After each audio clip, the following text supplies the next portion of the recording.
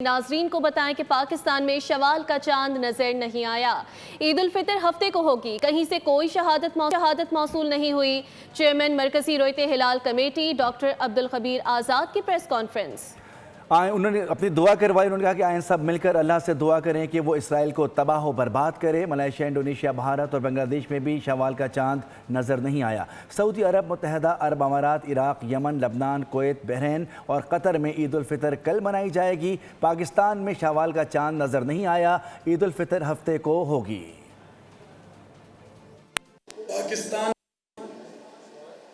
کسی بھی مقام سے ماہ شوال المکرم کا چاند نظر آنے کی کوئی مصدقہ شہادت موصول نہیں ہوئی، لہذا اتفاق رائے سے فیصلہ کیا گیا کہ یکم شوال المکرم 1447 ہجری 21 مارچ 2026 بروز ہفتہ کو ہوگی انشاءاللہ، اور آنے والی جو عید ہے اہل اسلام کو عید کی مبارکباد میں پیش کرتا ہوں۔